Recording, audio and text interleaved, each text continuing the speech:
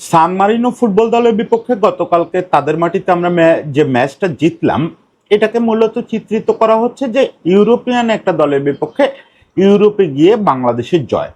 অবশ্যই এটা বড় খবর, অবশ্যই এটা বড় খবর। কিন্তু এর চেয়ে আমার কাছে গুরুত্বপূর্ণ হচ্ছে বাংলাদেশ কালকে যে ভঙ্গিতে খেলছে, বাংলাদেশের খেলার ভঙ্গিটা অনেক বেশি গুরুত্বপূর্ণ। বাংলাদেশ গত ১-১.৫ দশক ধরে যে ফুটবলটা খেলতেছে এটা আমার খুব পছন্দের ফুটবল না, এবং এটা আধুনিক ফুটবলও না। এই ফুটবলের উপরে ভরসা করে খুব বেশি দূর যাওয়া যেত না। ফলে ডুলিকে আমি কোচ হিসাবে প্রথম দিন অন্তত এই জায়গাটায় একটা পাস মার্ক দেব যে উনি বাংলাদেশকে দিয়ে একটা আধুনিক ফুটবল খেলাতে চাইছেন। হ্যাঁ, সেই জায়গায় আমাদের স্টার্টিং 11 নিয়ে অবশ্যই নানা রকম কথা আছে। সম্ভবত টমাস ডুলিরও কথা আছে। টমাস ডুলিও হয়তো তার স্টার্টিং 11 এখনো বেস্ট 11টা ঠিক করেন নাই। এটা তার একটু সময় লাগবে প্রোফাইল বুঝতে, কারে কোন জায়গায় বেস্ট ইউজ করবেন। কিন্তু আমাদের স্টাইলটা খুব ভালো লাগছে। আরেকটা জিনিস খুব ভালো লাগছে, সেটা হচ্ছে আমাদের প্রবাসী বাংলাদেশিরা পৃথিবীর কোথাও যে আমরা একারা না, পৃথিবীর কোথাও যে একারা না, সেই জিনিসটা তারা আরেকবার প্রমাণ করে দিচ্ছেন। এবং এই পুরো জিনিসটাকে কাজে লাগায় তপু বর্মন এবং আমাদের যথারীতি হামজা চৌধুরী তারা সেট পিস জিনিসটাকে যে দুর্দান্ত ইউজ করলো, করেই না আমাদের জয়টা নিশ্চিত করলো। আজকে আমি আসলে বাংলাদেশের এই যে খেলার ধরন, এটা নিয়েই মূলত একটু কথা বলবো যে কেন এই ধরনটাই আমাদের দরকার। আমি বাংলাদেশের ফুটবল খুব নিয়মিত ফলো করি এমন দাবি করলে লোকজন আমারে পিটাবে। আমি খুব নিয়মিত ফলো করি না, ঘরোয়া ফুটবল তো ফলো করাই হয় না, ইন্টারন্যাশনাল ফুটবলও সবসময় দেখা হয় না। এই হামজারা আসার আগে খুব নিয়মিত দেখতামই না। কিন্তু একটা জিনিস তো বুঝি যে সে আন্দ্রেস ক্রুসিয়ানি বা এডসন সিলভার ডিডো, তাদের পর থেকে আমরা আর প্রপার যে অ্যাটাকিং ফুটবল এটা আর খেলি না। আমরা দীর্ঘদিন ধরে কাউন্টার অ্যাটাক নির্ভর ফুটবল খেলি, যেটা আসলে দুর্বলের অস্ত্র বলে সারা পৃথিবীতে স্বীকৃত। হ্যাঁ, কোনো কোনো শক্তিশালী দলও কাউন্টার অ্যাটাক নির্ভর ফুটবল খেলে, কখনো কখনো আর্জেন্টিনার মতো দলও কাউন্টার অ্যাটাক নির্ভর ফুটবল খেলবে, সেটা হচ্ছে পরিস্থিতির প্রয়োজনে। আবার কারো কারো ট্রেডমার্কে তাই, যে তারা আসলে অ্যাটলেটিকো মাদ্রিদের মতো মূলত নিজের গোলপোস্ট ঠিকঠাক রেখে অ্যাটাক করবে, আবার একদম কাতানোচিও খেলবে, কেউ বাসপার্কও খেলবে। কিন্তু আধুনিক ফুটবল বলে যে আপনাকে অ্যাটাক করতে হবে, আপনাকে প্রেস করতে হবে, এবং আজকাল তো হাই প্রেসিং এর যুগ, একদম ওদের এন্ডে গিয়ে প্রেস করতে হবে আপনাদের। সেই জিনিসটা আমাদের ফুটবলে হচ্ছিলই না, একদমই হচ্ছিল না। বরং আমি দেখি পিটার বাটলার এই ফুটবলটা অনেক বেশি মেয়েদের খেলান, হাই প্রেসিং ফুটবল খেলান, অ্যাটাকিং ফুটবল খেলান। কখনো কখনো তাতে বিপদও হয়, ওখানে খুব ভালো গোলকিপার না থাকলে, স্পেস কভার করার মতো ভালো ডিফেন্ডার না থাকলে বিপদ হয়ে যায়। গতকালকেই যেরকম আমাদের পরিস্থিতি, তপুর কারণেই মানে বলা যায় যে তপু ভালো স্পেস কভার করতে পারে না, এই দেখে আমরা একটা গোল খেয়েও দিচ্ছি। ওকে, হ্যাঁ, এই অ্যাটাকিং ফুটবল খেলতে গেলে আপনার এই বিপদটা হবে। টমাস ডুলি কি করলেন দেখেন, কালকে শুরুতেই স্টার্ট করলেন 4-3-3 তে। 4-3-3 তে খুবই আনইউজুয়াল লাগছে আমাদের কাছে যে জামালকে সেন্টার মিডফিল্ডে আর হামজাকে লেফট সাইডে খেলানো। এটা শেষ পর্যন্ত এই ফরমেশনেই তারা মাঠে খেলছে তা না, কিন্তু এটা একটু আনইউজুয়াল। আমরা 4-3-3 খেললে নিশ্চয়ই আশা করতাম যে সমিত মাঝখানে থাকবে, সমিত পরে নামছে, জামালকে তুলে নিয়ে আমি হয়তো 4-3-3 সাজালে অন্যভাবে সাজাতাম। আমি জামাল, হামজা, সমিত তিনজনকে ইউজ করতাম। সেটা নিশ্চয়ই হামজাকে লেফট সাইডে ঠেলে দিয়ে ইউজ করতাম না, নিশ্চয়ই জামালকে একেবারে সেন্ট্রাল মিডফিল্ডার হিসাবে হয়তো ইউজ করতাম না। যাই হোক, এই তর্ক এখনো করার সময় আসে নাই, কারণ ডুলি তার খেলোয়াড়দের যেটা বললাম ফিচার প্রোফাইল এখনো ক্লিয়ার না। সবাইকে তো চোখের সামনে আসলে খেলতে দেখতে হবে। আমার মনে হয় উনি যদি প্রোফাইলটা ঠিক মতো বুঝে থাকেন, বুঝবেন যখন, তখন জায়ানকে 90 মিনিট খেলাবেন। কারণ দুর্দান্ত এনার্জেটিক ছেলে জায়ান এবং ফাহমিদুল, এই দুজনকে কোনো না কোনোভাবে 90 মিনিট মাঠে রাখা, কাজেম শাহকে আরেকটু বেশি গেম টাইম দেওয়া, এই জিনিসগুলো হবে হবে দেখবেন 2-4 ম্যাচের ভিতরেই আপনার পছন্দের 11 দাঁড়ায় গেছে। এটা একটু দাঁড়ানোর সময় তারা দিতে হবে, কারণ তার এটা বুঝতে হবে। কিন্তু সে শুরুতেই যে ইঙ্গিতটা দিল সে 4-3-3 খেলতে চায়, 4-3-3 সবসময় ধরে রাখতে পারবে না। বরং যেটা হচ্ছে গোল হজম করার পরে সে মোর অ্যাটাকিং ফুটবল খেলছে, আরো অ্যাটাকার নামাচ্ছে, আরো টিমটাকে অ্যাটাক করাইছে, এবং মজার ব্যাপার হচ্ছে হাই প্রেসিং খেলছে। হাই লাইন না হলেও হাই প্রেসিং খেলছে। হাই লাইন ডিফেন্স হয়তো সবসময় সুরক্ষিত রাখা যায় নাই, সেটার জন্য মূলত আমাদের ডিফেন্ডারদের ওই সিনক্রোনাইজেশন তৈরি হয়েছে বা তারা ওইটাতে অভ্যস্ত না, কিন্তু হাই প্রেস আমরা করছি। আমাদের খেলোয়াড়রা একেবারে যত সম্ভব ওপরে গিয়ে প্রেস করছে, বল ছিনায় নেওয়ার চেষ্টা করছে, উল্টো আক্রমণ করার চেষ্টা করছে। This is football. এখন সারা পৃথিবীতে ফুটবল এভাবেই খেলা হচ্ছে। আপনি আক্রমণ করতে আসবেন, আমি বলের জন্য ওয়েট করব আপনার কাছ থেকে, বল কিভাবে কেড়ে নিতে পারি, ওই দিন নাই।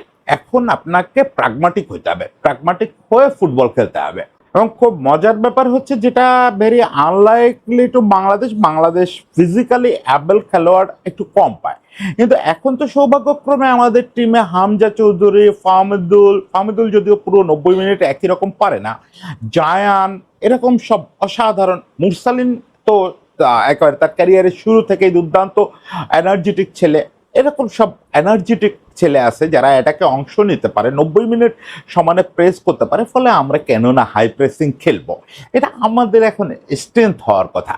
সেই জিনিসটা ডুলি যে শুরুতেই ফাইন্ড আউট করছেন এবং সেই পথে গেছেন, এই জন্য অনেক ধন্যবাদ। কিন্তু সেই জন্য ডুলিকে অবশ্যই গোলকিপারের ব্যাপারে সেকেন্ড থট দিতে হবে। এই গোল, মিতুলকে আমি ছোট করতেছি না, মিতুল ছেলেটাকে আমার খুব পছন্দ, ওর কিউটনেস, ওর অ্যাটিটিউডের জন্য, কিন্তু ও এইরকম মানে টিম যখন এরকম খেলবে তখন আসলে গোল পোস্ট সামলানোর মতো কিপার না। আমার মনে হয় ডুলির আপাতত জিকোকে দিয়েই ট্রাই করা উচিত, কারণ এক্ষেত্রে কিপারকে খুব নির্ভরযোগ্য হতে হবে, খুব নির্ভরযোগ্য। কিপার কোনো রকম ব্লান্ডার করতে পারবে না, এবং কিপারের সামনে যারা দায়িত্বে থাকবেন তারাও কোনো ব্লান্ডার করতে পারবেন না। আবারও বলি, এই ব্যাপারগুলো ঠিক হয়ে যাবে। এই ব্যাপারগুলো টমাস ডুলি যেই বুঝে ফেলবে যে আমার কোন গোলকিপারের প্রোফাইল কি, কোন গোল হাইটের গোলকিপার আমার দরকার, এখানে খুব লম্বা গোলকিপার দরকার, সেই জিনিসগুলো সে বুঝে খুব দ্রুত ঠিক করে ফেলবে। আমি যে প্রাগমাটিক ফুটবলটা দেখতে চেয়েছিলাম সেটা দেখতে পারছি। বহুকাল ধরে খুঁজতেছিলাম যে আমরা কবে একটু প্রাগমাটিক ফুটবল খেলি, কারণ উই হ্যাভ দ্য টিম। আমাদের হাতে এখন এই লেভেলে খেলার যোগ্য সান মারিনো, দেখেন ওই যে শুরুতেই যেটা বলছিলাম যে ইউরোপে খেলে ইউরোপিয়ান একটা দলের বিপক্ষে জয় পাওয়া, আমাদের এখন যে ফুটবলের শক্তি হওয়ার কথা কাগজে কলমে, তাতে সান মারিনোর বিপক্ষে জিতে উল্লাস করার কিছু নাই। মানে এটাতে মোটেও আমি ভাব নিচ্ছি না, ভাবনার কিচ্ছু নাই আসলে। সান মারিনো ইউরোপিয়ান দল, ইউরোপে গিয়ে ইউরোপিয়ান যে কোনো দলের বিপক্ষে খেলাটা কঠিন, কিন্তু সান মারিনোর খেলা আর আমাদের খেলা, সান মারিনোর প্রোফাইল আর আমাদের প্রোফাইল, এটা বিবেচনা করলে দেখবেন যে আমাদের আরো বড় বড় দলের বিপক্ষে জেতার কথা। আমরা ইউরোপে রেগুলার খেললে আমরা তো খেলারই সুযোগ পেয়েছি বোধহয় এর আগে 2 বা 3টা ম্যাচ, যতদূর মনে পড়ে। ইউরোপে তো তেমন খেলি নাই কম্পিটিটিভ ম্যাচ। তো এই খেলার সুযোগ যদি আমরা নিয়মিত পাই, ইউরোপে দেখবেন আমরা এর চেয়ে একটু হায়ার র্যাঙ্ক টিমকেও রেগুলার হারাচ্ছি। আমাদের ওরকম টিম এখন চলে আসছে, এবং আমাদের এই টিম কেন এশিয়া কাপ খেলবে না, সেটা তো আমি, টমাস জুলি যদি এই টিমকে এশিয়া কাপ না খেলাতে পারেন, টমাস জুলির ব্যর্থতা হিসাবে আমি সেটা নেব। এই টিমের অবশ্যই এশিয়া কাপ খেলতে হবে যদি তারা প্রাগমাটিক ফুটবল, যেটা কথা বারবার বলতেছে, সেটা খেলতে পারে। এবং সেই শুরুটা, শুভ সকালটা টমাস জুলি আমাদের দেখালেন যে তার ওই মাইন্ডসেটটা আছে যে এই টিমের সামর্থ্য অনুযায়ী আমাকে অ্যাটাক করতে হবে, আমাকে ওই ইতিবাচক ফুটবলটা খেলতে হবে। অ্যাটাক যে সবসময় করতে হবে তা কিন্তু না। আপনি হয়তো টমাস জুলিকেও রোজ এইরকম 4-3-3 খেলতে দেখবেন না, কোনো কোনো দিন সেও হয়তো কাউন্টার অ্যাটাক নির্ভর ফুটবল খেলবে। ওই যে বললাম, স্কালোনিও তো খেলে কাউন্টার অ্যাটাক নির্ভর ফুটবল।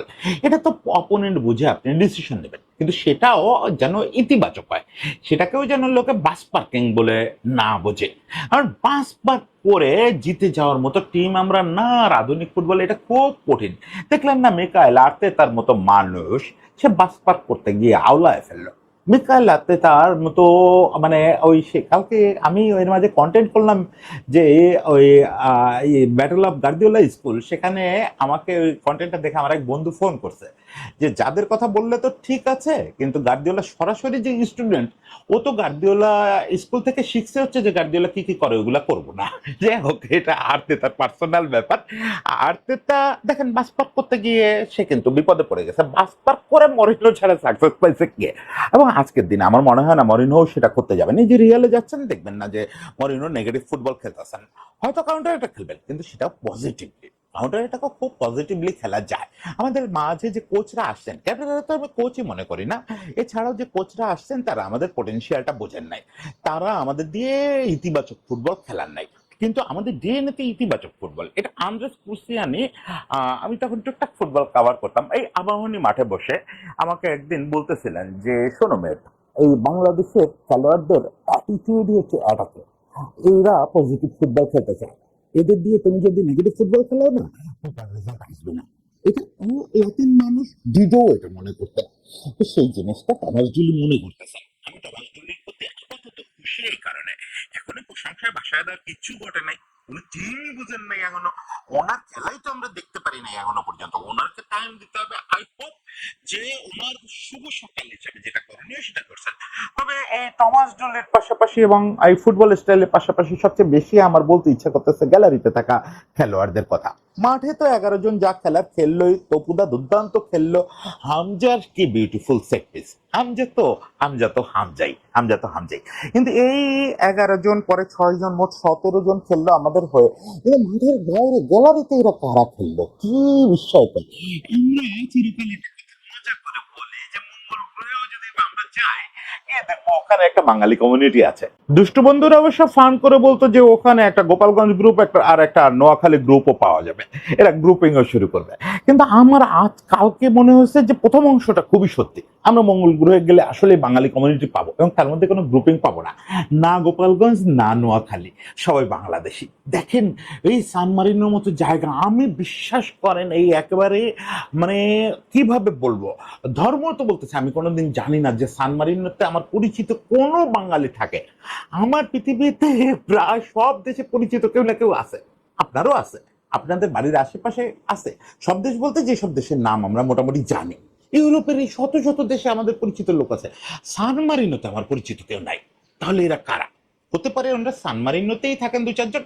তা আমার সন্দেহ বেশিরভাগই ইতালি সহ আশেপাশে থেকে গাড়ির পয়সা খরচ করে ওই ট্রেনে করে, বা ওখানে তো বোধহয় ট্রেনই বেশি চলে, প্রবাসীরাই ভালো বলতে পারবেন, আমি তো আর কখনো যাইনি ওদিকে, শুনি যে ওই সেনজেন দেশগুলোর ভিতরে ট্রেন চলে খুব। যাই হোক, যেভাবে হোক ওনারা চলে আসছেন, এসে ওনারা খেলছেন, গলা ফাটাইছেন, সমর্থন দিয়েছেন, এইসব শব্দ আর এইসব সমর্থকের ক্ষেত্রে আর খাটে না, প্রবাসী বাংলাদেশিদের ক্ষেত্রে এগুলো আর খাটে না, এই ব্যাকরণ বদলে গেছে।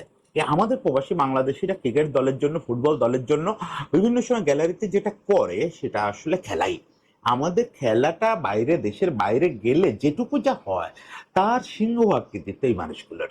ফলে এই যে শুধু অরিজিন খেলোয়াড়রা আমাদের ফুটবলটাকে বদলা দিচ্ছে তা না, অরিজিন ফুটবলাররা কি করতেছে সেটা তো আমরা চোখের সামনে দেখতেছি যে কোথায় নিয়ে যাচ্ছে আমাদের মানটাকে আস্তে আস্তে। কিন্তু এই যে অরিজিন মানুষগুলো যারা এখানে সংসার রেখে চলে গেছে, মাঝে মাঝে এদের কি দুঃখ গাথার খবরাখবর আমরা পড়ি, কত কষ্ট করে, আমাদের প্রশাসন থেকে, রাষ্ট্র থেকে কোনো রকম কোনো সহায়তা পায় না, বিদেশে বিপদে পড়লে অ্যাম্বাসি থেকে পর্যন্ত ন্যূনতম সহায়তা পায় না, একটা পাসপোর্ট বানানোর সহায়তা পাইতে এদের কষ্ট হয়। সেই মানুষগুলো যখন শোনে অমুক জায়গায় ন্যাশনাল ফ্ল্যাগ উঠবে, আমাদের ন্যাশনাল টিম আসছে, তারা গাইডের টাকা খরচ করে, ওখানে একটা ইউরোর ওনাদের কাছে অনেক দাম রে ভাই, অনেক দাম। আমাদের মনে হয় দেশের বাইরে যারা থাকে কত সস্তায় আয় করে, আমার বন্ধু বান্ধব কিছু থাকে তো এখানে, বরং আমরা খুব সহজে জীবনযাপন করি, খুব সহজে জীবনযাপন করি, ওনাদের আয় করতে খুব কষ্ট হয়, সেই কষ্টের টাকা খরচ করে এখানে আসছে, এসে দলটাকে জিতায় গেছে। এই লোকগুলোর কাছে হাত জোর করে কৃতজ্ঞতা জানাচ্ছি যে আপনারা এই সমর্থনটা দিয়ে যাবেন, তাহলে এই দেশের পতাকাকে কে থামায়, কে থামাবে? এই দেশি অরিজিন সব ফুটবলাররা মিলে মাঠে খেলবে, আর আমরা এই লোকাল যারা আছি এবং প্রবাসী যারা আছি সবাই মিলে মাঠের বাইরে খেলবো, তাহলে আমাদের কে থামাবে? সবার জন্য অনেক শুভেচ্ছা।